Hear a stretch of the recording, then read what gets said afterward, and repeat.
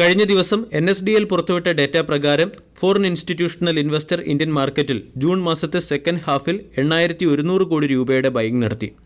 June first ഹാഫിൽ 1000 കോടി രൂപയുടെ buying ആയിരുന്നു നടത്തിയത്. FIS മെയ് മാസത്തിൽ 8,583 കോടി രൂപയുടെ നെറ്റ് സെല്ലിംഗ് ആയിരുന്നു നടത്തിയത്.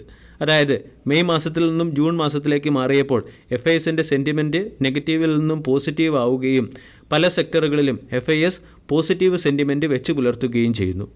ഇവിടെ FISന്റെ സെൻറ്റിമെൻറ്റ് വളരെയധികം പോസിറ്റീവായി മാറുകയും മണി റൊട്ടേഷൻ വരാൻ പോവുകയും ചെയ്യുന്ന ഒരു സെക്ടറാണ് ടെലികോം സെക്ടർ.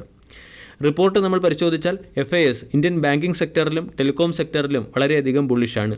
ബെയിൻസ്റ്റീൻ പോലുള്ള ബ്രോക്കേജ് ഏജൻസികളുടെ റിപ്പോർട്ടിൽ പറയുന്നത് ബാങ്കുകളുടെ ക്രെഡിറ്റ് ഗ്രോത്ത് ഉയരുന്നതും അസറ്റ് ക്വാളിറ്റി ഇംപ്രൂവ് ആകുന്നതും മാർജിൻ ഇംപ്രൂവ് ആകുന്നതിൻ്റെയും പശ്ചാത്തലത്തിൽ ബാങ്കിംഗ് സെക്ടർ വളരെ അട്രാക്റ്റീവായി ലഭിക്കുന്നു.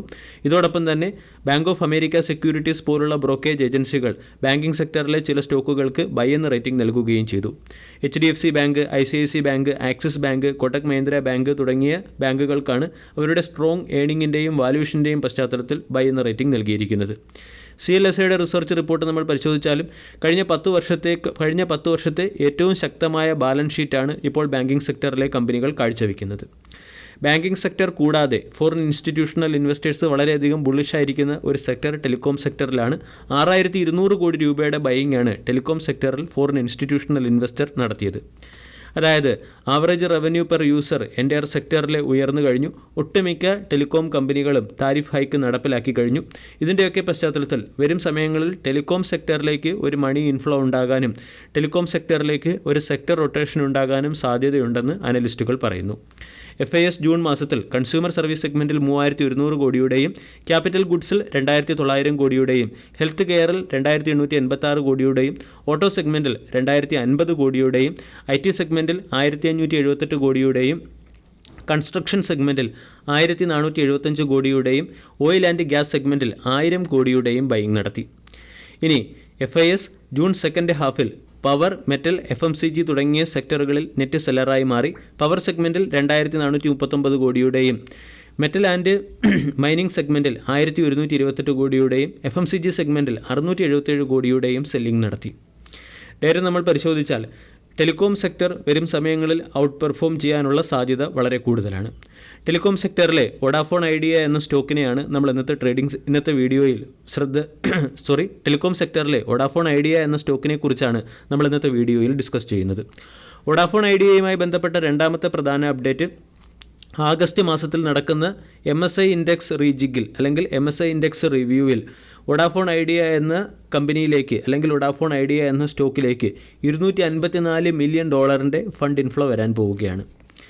നവോമയുടെ റിസർച്ച് റിപ്പോർട്ട് പ്രകാരം Vodafone Idea, Prestige Estate, Oberoi Realty, Schaeffler India, Dixon Tech, Uno Minda തുടങ്ങിയ കമ്പനികൾ ഓഗസ്റ്റ് മാസത്തിൽ നടക്കുന്ന MSI ഇൻഡെക്സ് റീജിഗിൽ സ്ഥാനം പിടിക്കുകയും ഈ കമ്പനികളിലേക്ക് ഏകദേശം $1.18 ബില്യൺ ഫണ്ട് ഇൻഫ്ലോ വരികയും ചെയ്യും. ഇതിൽ ഡിക്സൺ ടെക്നോളജിയിൽ $274 മില്യൺ വോഡാഫോൺ ഐഡിയയിൽ $254 മില്യൺ ഫണ്ട് ഇൻഫ്ലോയാണ് വരാൻ പോകുന്നത്. HDFC bank, Indus tower, Mphasis തുടങ്ങിയ കമ്പനികളും വരും സമയങ്ങളിൽ ഫണ്ട് ഇൻഫ്ലോയുടെ കാര്യത്തിൽ മെച്ചപ്പെട്ട പെർഫോമൻസ് കാഴ്ചവെച്ചേക്കും. കാരണം MSI ഇൻഡെക്സിൽ ഈ 3 കമ്പനികളുടെയും വെയിറ്റേജ് ഉയരുകയാണ്. അതിനനുസരിച്ചുള്ള ഫണ്ട് ഇൻഫ്ലോ ഈ 3 സ്റ്റോക്കുകളിലേക്കും വന്നേക്കും. വോഡാഫോൺ ഐഡിയയുമായി ബന്ധപ്പെട്ട മൂന്നാമത്തെ അപ്ഡേറ്റ്, വോഡാഫോൺ ഐഡിയ 50,000 കോടി രൂപ അതിൻ്റെ 4G കവറേജിലേക്കും 5G ഡാറ്റ കപ്പാസിറ്റി എക്സ്പാൻഷനിലേക്കും വിനിയോഗിക്കാൻ പോവുകയാണ്. ആൾറെഡി 18,000 കോടി രൂപ FPO വഴി കമ്പനി സമാഹരിച്ചു കഴിഞ്ഞു. 2,000 കോടി രൂപ പ്രൊമോട്ടേഴ്സിൻ്റെ കയ്യിൽ നിന്ന് ലഭിച്ചു കഴിഞ്ഞു. ഡെപ്റ്റ് ഇക്വിറ്റി വഴി 25,000 മുതൽ 30,000 കോടി രൂപയുടെ ഫണ്ട് റൈസ് ചെയ്യാനുള്ള പ്ലാനുണ്ട്. ഈ തുക കമ്പനി പ്രധാനമായും 5G നെറ്റ്വർക്ക് കപ്പാസിറ്റിയും 4G എക്സ്പാൻഷനും വേണ്ടി പ്രയോജനപ്പെടുത്തുമെന്നാണ് കമ്പനിയുടെ CEOയും മാനേജിംഗ് ഡയറക്ടറും പറയുന്നത്.